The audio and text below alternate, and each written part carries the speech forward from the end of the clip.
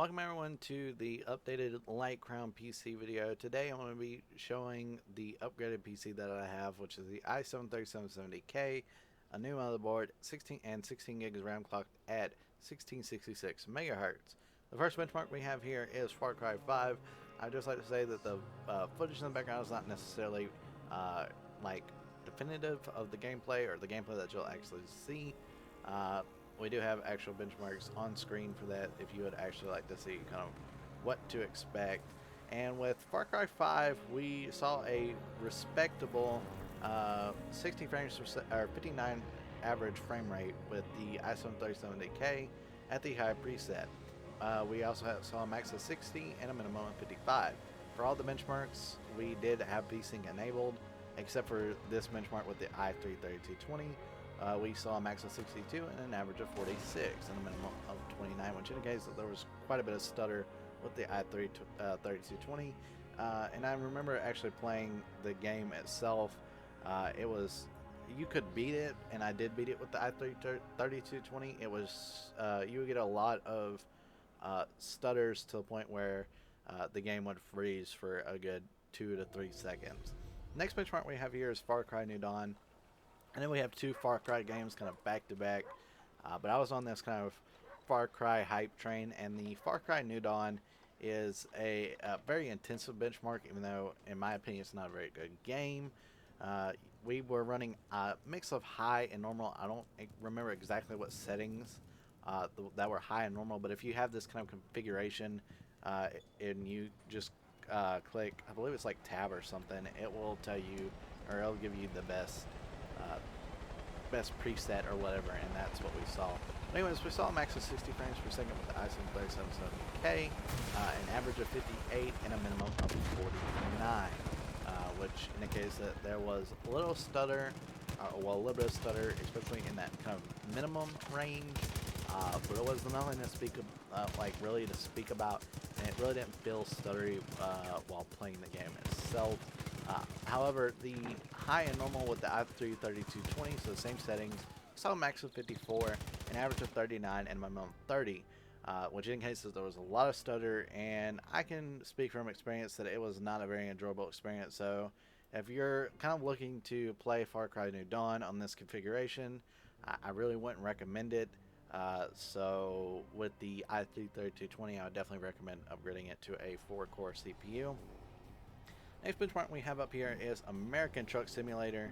Now, we were in Seattle, and I don't actually have like MSI Afterburner results or anything like that that shows like the 1% lows and the average frame rate and the highs.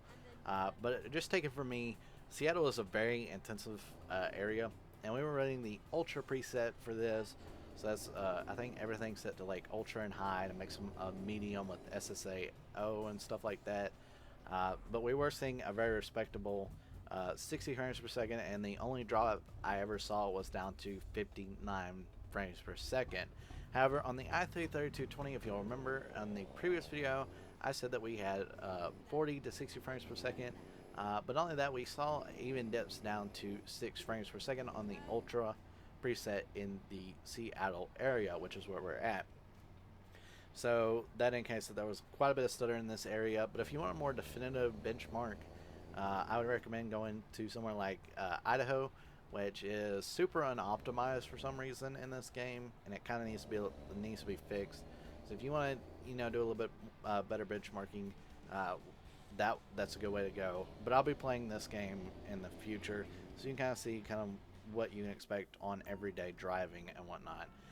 Next benchmark we have up here is GTA 5. This one we're gonna have a lot of talking, and we don't have any like things or any numbers on the bottom of the screen. That's partly because I was just a little too lazy and also kind of forgot about it. But I do have the benchmarks for it. Currently, we do have, or for the i3-3220, we were running a mix of high and ultra settings, and those ultra settings were just stuff that you have to have for LSPDFR and stuff like that. So it was high and ultra. I can't tell you exactly what settings and whatnot, but it was, like I said, kind of that mix in between. You can kind of find the sweet spot for it, and the more GPU you can, with the i7 you can use the full potential of the GPU. With that said, we saw a average with the i3 3220 of 41, 53, 51, 49, 45. If you don't know how the GTA 5 benchmark works, it's split in between 4 or 5 scenes, and the last scene is the most intensive. With the last scene, we saw an average of 59, 63, 63, or no, not an average, a high of 59, 63, 63, 63, and 65. And the 1% lows, or the minimum frame rate we saw, was 29, 30, 26, 15, 6.